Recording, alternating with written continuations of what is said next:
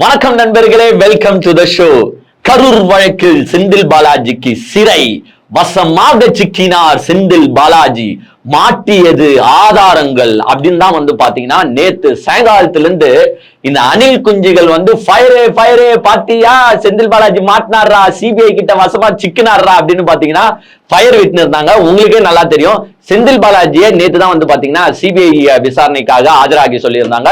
முதல் முறையாக, அதாவது கரூர் வழக்குல செந்தில் பாலாஜி பாத்தீங்கன்னா நேத்து தான் முதல் முறையா ஆஜராகி இருந்தாரு. இதுக்கு முன்னாடி தாவேகா சார்பாக நிறைய பேர் ஆஜராகியிருந்தாங்க. பட் செந்தில் பாலாஜி முதல் முறையா ஆஜராகி இருந்தார். என்ன கேள்விகளை சிபிஐ அதிகாரிகள் செந்தில் பாலாஜி மேல வச்சாங்க, செந்தில் பாலாஜி என்னதான் அப்படி பதில் சொன்னாரு, யார் மேலதான் அவர் குற்றச்சாட்டை வச்சாரு, பிளஸ் செந்தில் பாலாஜி மீது பழி விழுவதற்கான சாத்தியக்கூறுகள் ஏதாவது இருக்கா அப்படின்றத டீடைல்டா நிகழ்ச்சிக்குள்ள போய் பார்ப்போம். நிகழ்ச்சிக்குள்ள போறதுக்கு முன்னாடி இந்த வீடியோவை சப்ஸ்கிரைப் பண்ணாம பாக்குறவங்களுக்கு ஒரு சின்ன ரிக்வெஸ்ட். செந்தில் பாலாஜி மீது எனக்கு எந்த சந்தேகமும் இல்லப்பா, அவர் நல்லவர் தான், அவருக்கும் இந்த விஷயத்துக்கும் சம்பந்தமே இல்லை அப்படின்றவங்க சப்ஸ்கிரைப் பண்ணிட்டு வீடியோவை பாருங்க. எனக்கு என்னமோ இந்த செந்தில் பாலாஜி மீது லைட்டா சந்தேகம் இருக்குப்பா அப்படின்றவங்க சப்ஸ்கிரைப் பண்ணாம கூட இந்த வீடியோவை பார்க்கலாம் அப்படின்னு தெரிவிச்சுக்கிறேன். நேத்து எங்க அண்ணன் ஆதவ் அர்ஜுன், அதாவது ஒரு மாபெரும் பொதுக்கூட்டத்துல ஒரு 50 பேர் தான் இருந்திருப்பாங்க அந்த பொதுக்கூட்டத்துல. அந்த மாபெரும் பொதுக்கூட்டத்துல செந்தில் பாலாஜி அவர்கள் இன்வெஸ்டிகேஷனுக்கு போனார்ல, அதை பத்தி அவர் என்ன சொல்லியிருக்காருன்னு பாத்தீங்கன்னா, இன்னைக்கு பாருங்க நம்ம அண்ணன் செந்தில் பாலாஜி அண்ணன் என்கொயரி போயிருக்காரு. உங்க மேல கொலைப்பலி இருக்குன்னு டவுட் வந்தனதான் ஏன் உங்களை கூப்பிட்டு என்கொயரி பண்ணிட்டு இருக்காங்க. இவ்வளவுதான் சிம்பிள். எப்படி எப்படி எப்படி எப்படி உங்க மேல கொலைப்பழி இருக்குன்னு டவுட் வந்தனாலதான் சிபிஐ அதிகாரிகள் செந்தில் பாலாஜியை கூப்பிட்டு இருக்காங்களா? இதுக்கு முன்னாடி நீ 2 வாட்டி போயிருக்க, புசி ஆனந்த் 2 வாட்டி போயிருக்காரு, நிர்மல்குமார் 2 வாட்டி போயிருக்காரு, ஏன் உன் தலைவன் 3 வாட்டி போயிருக்காப்ல சிபிஐ அதிகாரிகள் கூப்பிட்ட உடனே, அப்ப நீங்க தான் கொலை பண்ணன்றத ஒத்துக்கிறீங்களா? இந்த மாதிரி தற்குறித்தனமாக யாரால பேச முடியும்னு பாத்தீங்கன்னா கண்டிப்பா இந்த தற்குறிகளால மட்டும்தான் பேச முடியும். என்ன பண்ணுதுங்க, இன்னும் எத்தனை நாள் இருக்கு? கிட்டத்தட்ட இந்த மாசத்துல ஒரு 13, அங்க ஒரு 23 போட்டாலும் கிட்டத்தட்ட அது 33, 36 நாள் இருக்குங்க. இந்த 36 நாள் இவனுங்க பேச்செல்லாம் நம்ம தாங்கிதான் ஆகணும். அதுக்கப்புறமா கண்டிப்பா இவனுங்களும் இருக்க மாட்டாங்க, இவனுங்க கட்சியும் இருக்க மாட்டாங்க. சரி, இப்ப சம்பவத்துக்குள்ள போய் பார்ப்போம். நேத்து பாத்தீங்கன்னா செந்தில் பாலாஜியை கூப்பிட்டு இருந்தாங்க, அதாவது கரூர் வழக்கு தொடர்பா. சார் நீங்க வாங்க, எல்லாரும் பாத்தீங்கன்னா உங்க மேலதான் பாயிண்ட் அவுட் பண்றாங்க. விஜயா இருக்கட்டும், ஆதவ அர்ஜுனா இருக்கட்டும், புசி ஆனந்தா இருக்கட்டும், சிடிஆர் நிர்மல்குமாரா இருக்கட்டும், எங்க எதிர்கட்சிகள் கூட இருக்கட்டும், பாஜகவா இருக்கட்டும், ஏடிஎம்கேவா இருக்கட்டும், முக்காவாசி பேர் பாத்தீங்கன்னா உங்களதான் பாயிண்ட் அவுட் பண்றாங்க. சோ உங்ககிட்ட நாங்க விசாரணை பண்ணோம், சோ தயவு செஞ்சு டெல்லிக்கு வாங்க அப்படின்னு கூப்பிட்டு இருந்தாங்க. செந்தில் பாலாஜி ஓகே சார், தோ ஐ எம் கமிங் அப்படின்னு பாத்தீங்கன்னா நேத்து கிளம்பினாரு. கிளம்பும் போதே பாத்தீங்கன்னா வீடியோஸ்லாம் நீங்க நியூஸ் சேனல்ல பாத்திருப்பீங்க. செந்தில் பாலாஜி பாத்தீங்கன்னா அப்படியே ஜாலியா சிரிச்சுக்கிட்டே பாத்தீங்கன்னா போனாரு. அடுத்த நாளும் பாத்தீங்கன்னா சிபிஐ ஆபீஸ்ல ஆஜராகும் போதும் உள்ள போற வீடியோ காமிச்சாங்க. அதுக்கப்புறமா பாத்தீங்கன்னா எந்த நியூஸுமே கிடையாது. அதாவது நேத்து காலையில 10:15 மணிக்கு சிபிஐ ஆபீஸ்ல ஆஜரானாரு. அதற்கு அப்புறமா எந்த நியூஸுமே சாயங்காலம் வரைக்கும் கிடையாது. என்ன ஆச்சு, ஏதாச்சு, என்ன கேள்வி கேட்டாங்க. ஆனா இந்த சைடு பாத்தீங்கன்னா அனில் ஃபேன்ஸ் எல்லாம் பாத்தீங்கன்னா அப்படியே ஃபயரை விடுறானுங்க, அவள்தான் புச்சு போட்டுருவாங்க, ஜெயிலுக்குள்ளதான் செந்தில் பாலாஜி நீங்க இன்வெர்ட் போய் பார்க்கணும் அப்படி இப்படின்னாங்க. ஆனா உள்ள என்ன நடந்தது அப்படின்றத இப்ப நம்ம எக்ஸ்பிளைன் பண்ணுவோம். அதாவது 10:15க்கு பாத்தீங்கன்னா செந்தில் பாலாஜி போனாரு. 10:30 மணிக்கு அவர் விசாரணை ஸ்டார்ட் ஆச்சு. அந்த விசாரணையில சிபிஐ அதிகாரிகள் பல கேள்விகளை பாத்தீங்கன்னா செந்தில் பாலாஜி கிட்ட முன் வச்சிருக்காங்க. அதாவது இந்த ஆதவ அர்ஜுனா இருக்கட்டும், சிடிஆர் நிர்மல்குமாரா இருக்கட்டும், விஜயா இருக்கட்டும், இவங்க எல்லாம் பாத்தீங்கன்னா ஆல்ரெடி செந்தில் பாலாஜி மீது அடுக்கடுக்கான கேள்விகளை வச்சிருக்காங்க. அந்த கேள்விக்கு தான் செந்தில் பாலாஜி கிட்ட பாத்தீங்கன்னா பதில் வாங்கியிருக்காங்க. ஃபர்ஸ்ட் மெயின் இம்பார்ட்டன்ஸா அவங்க கேட்டது என்னன்னு பாத்தீங்கன்னா, சார் எல்லாருமே என்ன சொல்றாங்கன்னா கரூரே பாத்தீங்கன்னா உங்க கண்ட்ரோல்ல தான் இருக்கு, அங்க எந்த இதுக்கு பெர்மிஷன் வாங்கணும்னாலும் சரி, எதுக்கும் சரி உங்க கிட்டதான் பெர்மிஷன் கேட்கணுமாமே, நீங்க தான் கரூரை கண்ட்ரோல்லே வச்சிருந்தீங்களா? அதே மாதிரி எல்லாருமே என்ன சொல்றாங்கன்னா, விஜய் உங்க பாட்டை பாடும்போது, அதாவது அந்த பாட்டிலுக்கு 10 ரூபாய் இருக்கு பாத்தீங்களா, அந்த பாட்டை பாடும் போதுதான் ஃபர்ஸ்ட் வாட்டி செருப்பை தூக்கி அச்சேன்னு சொல்றாங்க. சோ அந்த செருப்பை தூக்கி அடித்தவர் உங்களுடைய ஆதரவாளர் அப்படின்னு சொல்றாங்க. இத பத்தி நீங்க என்ன நினைக்கிறீங்க அப்படின்னு பாத்தீங்கன்னா செந்தில் பாலாஜி கிட்ட கேட்டிருக்காங்க. செந்தில் பாலாஜி அதுக்கு மிக தெளிவா பதில் சொல்லியிருக்காரு. ஏங்க சிபிஐ அதிகாரிகளுக்கும் இது தெரியும், அடிச்சவனுக்கும் செந்தில் பாலாஜிக்கும் சம்பந்தமே இல்லாம எதுக்கு அடிச்சானோ அவங்களுக்கு தெரியும். பட் இருந்தாலும் கேட்க வேண்டியது சிபிஐயின் கடமை. சோ அவங்க வந்து அந்த வேலையை ஒழுங்கா செய்யறாங்க. அதுக்கு செந்தில் பாலாஜி தெளிவா எக்ஸ்பிளைன் பண்ணிட்டாரு. சார் ஃபர்ஸ்ட் அந்த குற்றச்சாட்டையே நான் மறுக்கிறேன். ஏன்னா செந்தில் பாலாஜி வந்து பாத்தீங்கன்னா இந்த சம்பவத்துக்கு அப்புறமா விஜய் வேணா ஓடி போய் ஒழிஞ்சிக்கலாம், பனையூர்ல இருந்தாரு. பட் செந்தில் பாலாஜி அந்த மாவட்டத்தோட திமுக செயலாளர் என்ற முறையிலும் அந்த மாவட்டத்துல ஒரு எம்எல்ஏ என்ற முறையிலும் ஒரு பிரஸ் மீட் கொடுத்ததை நீங்க எல்லாருமே பார்த்திருப்பீங்க. அதை பாயிண்ட் அவுட் பண்ணி தான் செந்தில் பாலாஜி பேசுறாரு. செந்தில் பாலாஜி அந்த பிரஸ் மீட்லயே சீக்வன்ஸ் ஆஃப் ஈவெண்ட் அப்படியே எக்ஸ்பிளைன் பண்ணிருப்பாரு.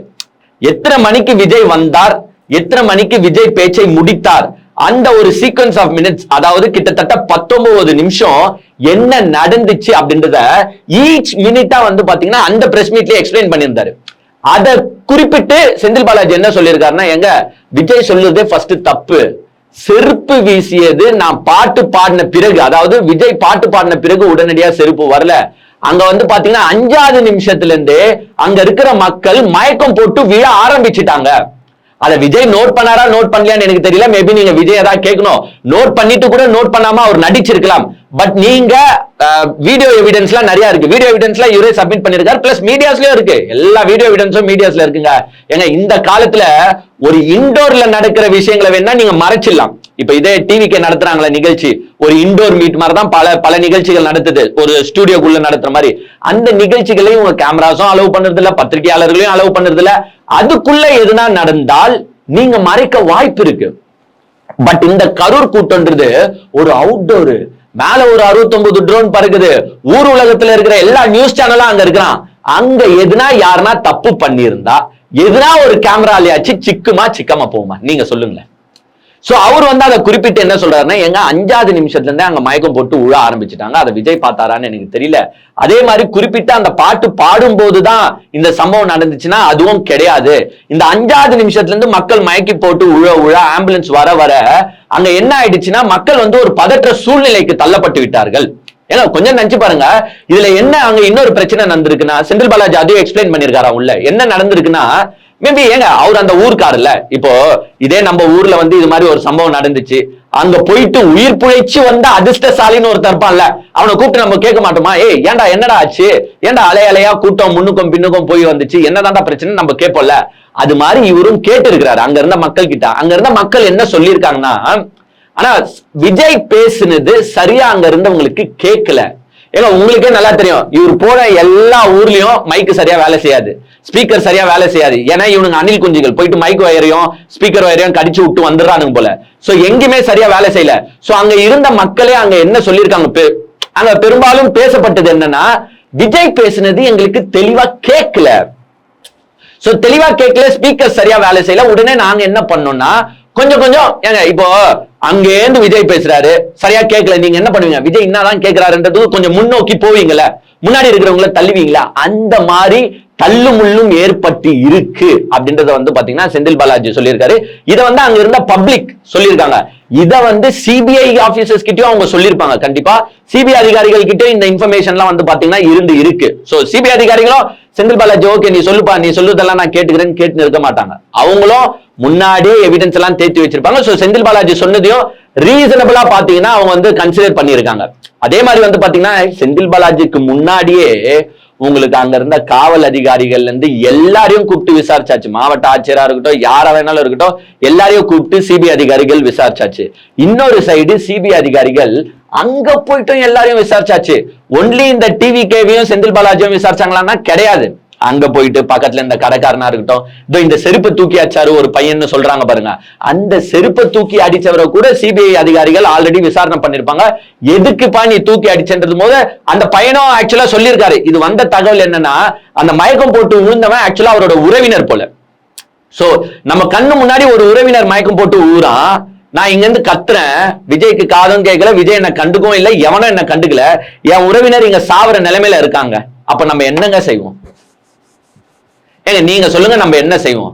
முடிஞ்ச அளவுக்கு அவங்களோட அட்டென்ஷனை சீக் பண்ண பாப்பல. அந்த நேரத்துலதான் அந்த பையன் வந்து பாத்தீங்கன்னா அந்த செருப்பை தூக்கி அடிச்சிருக்கான், அட்டென்ஷனை சீக் பண்ணதுக்காக. சோ அந்த விசாரணையும் முடிஞ்சிருக்கு. சோ இவங்க மெயினா வச்ச குற்றச்சாட்டு நம்பர் 1 என்னன்னா, செருப்பை தூக்கி அடிச்சாங்க. நான் பாட்டு பாடினதான் செருப்பை தூக்கி அடிச்சாங்க. அதற்கான வீடியோ எவிடன்ஸ் பிளஸ் இந்த மாதிரி கருத்துக்களை வந்து செந்தில் பாலாஜி மிக தெளிவாக சிபிஐ அதிகாரிகள் கிட்ட எக்ஸ்பிளைன் பண்ணிட்டாரு. நம்பர் 2, அவங்க என்ன இது போட்டிருக்காங்க செந்தில் பாலாஜி மீது என்ன பழிய போட்டிருக்காங்கன்னா, அங்க வந்து பாத்தீங்கன்னா ஆம்புலன்ஸ் வந்து செந்தில் பாலாஜியோட திமுக பேரை போட்டு வந்துச்சு. அது மட்டும் இல்லாம பாத்தீங்கன்னா ஹாஸ்பிட்டல்ல வந்து பாத்தீங்கன்னா இவர் படம் போட்ட, இவரோட அறக்கட்டளை படங்கள் போட்ட வாட்டர் பாட்டில் எல்லாம் விநியோகம் பண்ணாங்க. அப்ப செந்தில் பாலாஜிக்கு முன்னாடியே தெரிஞ்சிருக்கு இது போல சம்பவம் நடைபெற போகுது, அதனால வந்து அவர் முன்னேற்பாடா இதெல்லாம் செஞ்சு வச்சிருக்காரு அப்படின்னு. அதுக்கு செந்தில் பாலாஜி அந்த பிரஸ் மீட்லயே, எங்க செந்தில் பாலாஜி கிட்ட விசாரணை பண்ணோம்னா ஆக்சுவலா சிபிஐ அதிகாரிகள் ஃபர்ஸ்ட் அந்த பிரஸ் மீட் எடுத்து பார்த்துட்டாலே எல்லாமே தெளிவாயிட்டு இருப்பாங்க. அவர் அந்த பிரஸ் மீட்லயே என்ன பதில் சொல்லியிருந்தாருன்னா, எங்க அது ஏன் ஊருங்க, ஏங்க அது ஏன் மாவட்டங்க, சம்பவம் நடந்த இடமா இருக்கட்டும் இல்லைன்னா வந்து ஹாஸ்பிட்டலா இருக்கட்டும் எனக்கு பக்கத்திலேயே இருக்கு, நான் எத்தனை மணிக்கு இங்க இருந்து கிளம்புனேன், என்னால எத்தனை மணிக்குள்ள ரீச் ஆக முடியும் அப்படின்றது முதல் கொண்டு செந்தில் பாலாஜி தெளிவா எக்ஸ்பிளைன் பண்ணிருக்காரு. இந்த வாட்டர் பாட்டில் கான்செப்டை பொறுத்த மட்டும் அதுக்கும் இவர் பதில் அளிச்சிருக்காரு. ஏங்க சம்பவம் நடந்த பிறகு அந்த இடமே வந்து பாத்தீங்கன்னா எப்படி இருந்துச்சுன்னு உங்களுக்கே தெரியும். அப்படியே பல பேர் செதறி ஓடுறாங்க, பல பேர் வந்து பாத்தீங்கன்னா ஸ்லிப்பர் காணும், துண்டம் காணும், துணியை காணும்னு ஓடுறாங்க. ஒரு சைடு வந்து பாத்தீங்கன்னா ஆம்புலன்ஸ் இந்த சைடு கத்தின்னு போகுது, இந்த சைடு கத்தின்னு போகுது. சோ அந்த இடமே ஒரு கூச்சல் குழப்பமா இருக்கு. அதே மாதிரி வந்து பாத்தீங்கன்னா அங்க இருந்த கடைகள்லாம் அந்த டைம்ல மூடிட்டாங்க. ஹாஸ்பிட்டல்ல சுத்தியும் பாத்தீங்கன்னா எந்த கடைகளும் அப்ப கிடையாது. ஒரு கடையே இல்லாத நேரத்துல ஒரு வாட்டர் பாட்டில்ஸ் அங்க வர பேஷண்ட்டுக்கு, ஏங்க ஒருத்த மயக்கம் போட்டு அவன் ஏன் மயக்கம் போட்டு விடுவான், ஃபர்ஸ்ட் தண்ணி இல்ல, டீஹைட்ரேஷன் ஆகியிருக்கான். அவனுக்கு ஃபர்ஸ்ட் நம்ம ஹாஸ்பிட்டல்ல போயிட்டு என்ன தரணும்னா அவனுக்கு தண்ணியை தான் தரணும். ஏன்னா இவனுங்க தண்ணியை கூட ஏற்பாடு பண்ணி வைக்கல. சோ செந்தில் பாலாஜி என்ன சொன்னாரு சொல்லியிருக்காரு பிரஸ் மீட்லயும் என்ன சொன்னாருன்னு பாத்தீங்கன்னா, ஏங்க அங்க தண்ணி இல்ல, கடைகள் இல்ல, வாட்டர் பாட்டில்ஸ் இல்ல, நான் என்ன பண்றது, என்னோட அறக்கட்டளை சார்பாக நான் எப்பவுமே வாட்டர் பாட்டில்ஸ் ரெடியா தான் வச்சுன்னு இருப்பேன். ஏன்னா என் மக்கள் சாவுறாங்க, அப்ப நான் வேடிக்கை பார்த்துன்னு இருக்க முடியுமா? நீங்க வேணா வேடிக்கை பார்க்கலாம், விஜய் வேணா வேடிக்கை பார்க்கலாம், பட் என்னால வேடிக்கை பார்க்க முடியாது. அதனால என்னுடைய அறக்கட்டளை சார்பாக இருந்த வாட்டர் பாட்டில்ஸ் எல்லாம் எடுத்து வந்து பாத்தீங்கன்னா நாங்க டிஸ்ட்ரிபியூட் பண்ணோம். இது தப்பா அப்படின்றது வந்து பாத்தீங்கன்னா செந்தில் பாலாஜி கிளீனா எக்ஸ்பிளைன் பண்ணிருக்காரு. எங்க இவங்க போட்ட ஒரு கேள்விக்கும் செந்தில் பாலாஜி வந்து தெளிவா எக்ஸ்பிளைன் பண்ணிட்டாரு. நேத்து வந்து செந்தில் பாலாஜி வெளியில வராருல, அதாவது சிபிஐ விசாரணை போயிட்டு இங்க ஏர்போர்ட்டுக்கு வரும்போதே வந்து பாத்தீங்கன்னா தெளிவா எக்ஸ்பிளைன் பண்ணிட்டாரு. அந்த பிரஸ் மீட் இவர் வந்து பாத்தீங்கன்னா இந்த தாவேகா தற்குறி அணில் குஞ்சுகள் மாதிரி, அதாவது நம்ம விஜயா இருக்கட்டும், ஆதவ அர்ஜுனா இருக்கட்டும், நம்ம புஷியானந்த், சிடிஆர் நிர்மல்குமார் மாதிரி தெரிச்சுலாம் ஓடல. பிரஸ் மீட் வந்து கேள்வி கேட்கும் போது எப்படி பதில் சொல்லணுமோ அவ்வளவு தெளிவா பதில் சொல்லிட்டு போயிட்டாரு. ஏன்னா ஒரு சாட்சின்ற அடிப்படையில என்ன கூப்பிட்டு விசாரணை செஞ்சாங்க, அது ஒன்றும் தப்பும் கிடையாது. ஏன்னா நான் அந்த ஊர் ஆளு, நான் அந்த ஊர் எம்எல்ஏ, நான் அங்க இருக்கிறவன் பழகிறவன், அங்க களத்துல நிக்கிறவன். சோ என்ன கூப்பிட்டு விசாரணை செஞ்சிருக்காங்க. இதுல பத்திரிகையாளர்கள் கேட்கிறாங்க, ஏங்க இதுல எதுனா அரசியல் உள்நோக்கம் இருக்கும்னு நீங்க நினைக்கிறீங்களா அப்படின்னு கேட்கும் போது அவர் தெளிவா சொல்ற, அப்படிலாம் இருக்கும்னு நான் நினைக்கல. ஏன்னா அவங்களுக்கு மேபி ஒரு சந்தேகம் இருக்கலாம், இதோ போயிட்டு வர எல்லா தற்கொலையும் என் பேரதான் சொல்லிட்டு வந்திருக்கு. ஏன்னா உங்களுக்கே நல்லா தெரியும், அவங்களுக்கு எது நடந்தாலும் திமுக தான் காரணம்னு வாங்க. அவங்க வீட்டுல வந்து பொண்டாட்டி டிவோர்ஸ் பெட்டிஷன் அப்ளை பண்ணாலும் திமுக தான் காரணம்னு வாங்க. அவங்க ஜனநாயகன் படத்தை central board of film certification block பண்ணாலும் திமுக தான் காரணம்னு வாங்க. அவங்களுக்கு ஒண்ணுக்கு வர்றதுனா கூட திமுக தான் காரணம்னு வாங்க. சோ போன தற்கொலைகள் எல்லாமே ஏன் பேரை சொல்லிட்டு வந்துட்டாங்க இதுல, அதனால என்ன கூப்பிட்டு விசாரணை செஞ்சிருக்காங்க, வேற எதுவுமே இல்ல. அவங்க கேட்ட கேள்விகளுக்கு, அதாவது இந்த வார்த்தையை நோட் பண்ணுங்க, இதுதான் செந்தில் பாலாஜி, முறையான கேள்விகளுக்கு முறையான பதில நான் சொல்லிட்டு வந்திருக்கேன். இது செந்தில் பாலாஜி நேத்து சொல்றாரு, முறையான கேள்விகளுக்கு முறையான பதில். இவங்க கேட்கிறாங்க என்னென்ன கேள்வி கேட்டாங்க கொஞ்சம் சொல்லுங்க போது அவர் சொல்றாரு, இல்லங்க அது வந்து இன்வெஸ்டிகேஷன்ல இருக்கு, நான் வந்து சிபிஐ ஆபீஸ் போயிட்டு வந்த கேள்வி பதில் எல்லாம் என்னால சொல்ல முடியாது. எஸ் அப்கோர்ஸ், உள்ள என்ன நடந்துச்சு, என்ன கேள்வி கேட்டாங்க, என்ன பதில் சொல்லுறது, அதை வந்து தென்னாவட்டா வெளியில சொல்ல முடியாது. அது இன்வெஸ்டிகேஷன் பர்பஸ் நடந்தது, அதை வந்து வெளியில லீக் அவுட் பண்ணக்கூடாது. பட் அவர் என்ன சொல்லியிருக்காரு, முறையான கேள்விக்கு முறையான பதில நான் சொல்லிட்டு வந்திருக்கேன் அப்படின்னு வந்து பாத்தீங்கன்னா ஷார்ட் அண்ட் ஸ்வீட்டா முடிச்சிட்டாரு. ஏன்னா அங்க நான் பணியாற்றினேன், அங்க வந்து ஏதோ சம்பவம் நடந்திருக்கு, அதனால என்ன கூப்பிட்டு விசாரிச்சிருக்காங்க, வேற ஒன்றும் கிடையாது அப்படின்றத தெளிவா. இது மாதிரி எதுனா ஒரு தற்குறி விஜயா இருக்கட்டும், ஆதவ அர்ஜுனா இருக்கட்டும், யாருன்னா வந்து பிரஸ் மீட் கொடுத்தாங்களா இது மாதிரி கேள்வி பதில சொல்ல தேவையில்ல. இது மாதிரி என்ன உள்ள நடந்துச்சுன்றதா சொல்லணும்ல, இவங்க சொல்ல மாட்டாங்க, ஏன்னா பயந்துட்டு ஓடுவாங்க. சோ செந்தில் பாலாஜி மிக தெளிவா வந்து பாத்தீங்கன்னா எக்ஸ்பிளைன் பண்ணிட்டு அவர் போயிட்டாரு. வீடியோ எவிடன்ஸ் எல்லாம் அவர் வந்து சப்மிட் பண்ணிட்டாருங்க. இப்போ விஜயும் வீடியோ எவிடன்ஸ் சப்மிட் பண்ணிருக்காங்க, ஆதவ அர்ஜுனும் வீடியோ எவிடன்ஸ் சப்மிட் பண்ணுங்க. என்ன வீடியோ எவிடன்ஸ் சப்மிட் பண்ணிருக்காங்கன்னா நம்ம நியூஸ் சேனல்ல பார்த்த வீடியோ எவிடன்ஸ் தான். என்ன செருப்பு தூக்கி அச்சுத ஒண்டி காட்டியிருப்பாங்க. செருப்பை தூக்கி எந்த நேரத்துல அச்சான், ஏன் அடிச்சான் அப்படின்றதுதான் சிபிஐ அதிகாரிகள் விசாரணை பண்ணிட்டாங்க. அதே மாதிரி செந்தில் பாலாஜியும் சில குற்றச்சாட்டுகளை இவங்க மேல வச்சிருக்காங்க. பின்ன நீங்க எனக்கு சம்பவம் செய்யும் போது நான் உங்களுக்கு சம்பவம் செய்யாம இருப்பேனா அப்படின்னு செந்தில் பாலாஜியும் பாத்தீங்கன்னா சில குற்றச்சாட்டுகளை தாவேக்கா மேல வச்சிருக்காரு. ஏன்னா தாவேக்கா அடுக்கடுக்கான குற்றச்சாட்டுகள். இன்னொன்னு தாவேக்கா என்ன வச்சிருக்காங்கன்னா, நாங்க கேட்ட இடத்த இவங்க தரல. இது இவங்களுக்கு 1000 கிளாஸ் எடுத்தாலும் நம்மளுக்கு தெரியாது. நம்ம கேட்ட இடத்தை இவங்களுக்கு தரல. நாங்க லைட் ஹவுஸ்ல கேட்டோம், நாங்க உழவர் சந்தையில கேட்டோம், லாஸ்டா பாத்தீங்கன்னா எங்களுக்கு வேல்நாச்சியபுரத்துல தான் கொடுத்தாங்க. இதே கேள்விய சிபிஐ அதிகாரிகள் பாத்தீங்கன்னா செந்தில் பாலாஜி கிட்டே வச்சிருக்காங்க. ஏன்னா உங்க கண்ட்ரோல்ன்றாங்களே கல்லூரி, நீங்க ஏன் அவங்க கேட்ட இடத்த கொடுக்கலன்னு போது அவரு தெளிவா எக்ஸ்பிளைன் பண்றாரு. ஏங்க திருப்பியும் சொல்றேன், இது செந்தில் பாலாஜி எக்ஸ்பிளைன் பண்ணதுலாம் சிபிஐ அதிகாரிகளுக்கு ஆல்ரெடி தெரியாதா அப்படின்னா கண்டிப்பா தெரியும். பட் கேட்க வேண்டியது அவங்க கடமை. அவங்களே இந்த 3 லொகேஷனையும் போய் ஆல்ரெடி பாத்தீங்கன்னா பாத்துருப்பாங்க. எந்த இடம் பெருசா இருக்கு, எந்த இடம் வாட்டமா இருக்கு, ஒரு கூட்டம் நடத்துற மாதிரி இருக்கு அப்படின்றத அவங்க ஆல்ரெடி போய் இன்வெஸ்டிகேட் பண்ணிட்டு இருப்பாங்க. செந்தில் பாலாஜியும் அதேதான் சொல்றாரு. ஏங்க அந்த லைட் ஹவுஸ்லயும் உழவர் சந்தையிலும் மிஞ்சி போனா 2000 பேர் கூட நிக்க முடியாதுங்க, உட்கார முடியாதுங்க. அங்க ஆறு ஓடுது, அங்க பெட்ரோல் பங்க் இருக்குது, இவனுங்களை நம்பி எப்படி அந்த இடத்த ஒப்படைக்கிறது? அப்புறமா 40 பேர்ல 400 பேர் செத்து போயிருப்பானுங்க. அப்புறமா அதுக்கும் காரணம் நாங்க தான் சொல்லுவாங்க. அவங்க 3 ஆப்ஷன் கேட்டாங்க. அந்த 3 ஆப்ஷன்ல Velnachiyapuram is better place than this. இது இந்த 2 இடத்தை விட இந்த வேலுநாச்சியபுரம்ன்ற இடம் ரொம்ப பெருசா இருக்கு, உங்களுக்கு யூஸ்ஃபுல்லா இருக்கும்னு பெரிய பிளேஸ் கொடுத்தது தப்பா? எங்க செந்தில் பாலாஜி கேட்டது அவங்களும் நோட் பண்ணிக்கினாங்க. ஆமா, அவங்களுக்கும் மனசு இருக்குதுல்ல, அவங்களும் போய் பார்த்தாங்கல்ல சிபிஐ அதிகாரிகளா. ஆமா, எல்லா இடத்தை விட பாத்தீங்கன்னா இந்த இடம் தானே பெருசா இருக்கு. சோ பாத்தீங்கன்னா அந்த கேள்விக்கான பதிலையும் இவங்க உள்வாங்கி வச்சுட்டாங்க. இப்போ செந்தில் பாலாஜி என்ன பண்றாருன்னா அவர் பாயிண்ட் ஆஃப் வியூவை எக்ஸ்பிளைன் பண்றாரு. ஏங்க இந்த சம்பவம் ஒண்ணு நடந்துச்சு, இந்த சம்பவம் எதனால நடந்திருக்கும் நீங்களே கொஞ்சம் யோசிங்க. யார் ஃபர்ஸ்ட் லேட்டா வந்தா? ஏங்க ஒரு கூட்டம் 12 மணிக்கு நடக்க போகுது அப்படின்னு அந்த பொதுச் செயலாளர் ட்வீட் போடுறாரு. 12 மணிக்கு நடக்க போகுதுன்னு போட்டுட்டு நீங்க 7 மணிக்கு வந்தா இது நியாயமா? சோ ஃபர்ஸ்ட் காரணம் இதுக்கு விஜய் தான். லேட்டா வந்தவர் யாரு? விஜய் தான். அவரு இன்கேஸ் 12 மணின்னு சொல்லிட்டு 12 மணிக்கே வந்திருந்தா இந்த சம்பவமே நடந்திருக்காது. சரி ஓகே விடுங்க. சரி லேட்டா வரீங்க, கேட்டா சொல்லுவீங்க நாங்க பெர்மிஷன் கேட்டதே 3 to 10 தான் கேட்பீங்க. சரி ஓகே, 12 மணி 11 மணில அங்க மக்கள் வெயிட் பண்றானே, அந்த மக்களுக்கு வேண்டிய நெசசரி அரேஞ்ச்மெண்ட்ஸ் இவங்க பண்ணாங்களா? குடிக்க வாட்டர் பாட்டில் கொடுக்கலங்க, குடிக்க வாட்டர் பாட்டில் கொடுக்கல. அவன் 12 மணில நாங்க சாப்பிடாம நின்று இருப்பானே. ஏன்னா இவங்களை பத்தி தெரியும், கடை மேல ஏறி நின்ட்டானுங்க, வீடு மேல ஏறி நின்ட்டானுங்க, மரம் மேல ஏறி நின்ட்டானுங்க, டிரான்ஸ்ஃபார்மர் மேல ஏறி நின்ட்டானுங்க, எது அங்க இருக்குதோ எல்லா மேலே ஏறி நின்ட்டானுங்க. அப்புறமா அங்க சுத்தி இருக்கிற கடைக்காரெல்லாம் கடை வச்சுனா இருப்பான். இவனுக்கு தான் கடைக்குள்ளேயே அணில் குஞ்சு ஓடுற மாதிரி ஓடி போய் எல்லாத்தையும் கட்சி வச்சிருவாங்களே. சோ கடைக்காரங்களாம் மூடியாச்சு கடையை. அப்புறமா எங்கிருந்து இவங்களுக்கு பொருள் கிடைக்கும்? அப்போ ஃபுட்டோ ஸ்நாக்ஸோ வாட்டர் பாட்டிலோ டிஸ்ட்ரிபியூட் பண்ண வேண்டிய இடத்துல யாரு இருக்கா? இவங்க தானே. சோ அவங்க கடமையா அவங்க செய்யல, அதனால அங்க தண்ணீர் தட்டுப்பாடு ஏற்படுது. அந்த தண்ணீர் தட்டுப்பாடாலதான் டீஹைட்ரேஷன் ஆகி பாதி பேர் செத்து போனாங்க. இதற்கு காரணம் யாரு? ஆர்கனைசர்ஸ் தானே. Organisers includes entire TVK party அப்படின்றத செந்தில் பாலாஜி தெளிவா எக்ஸ்பிளைன் பண்ணிருக்காரு.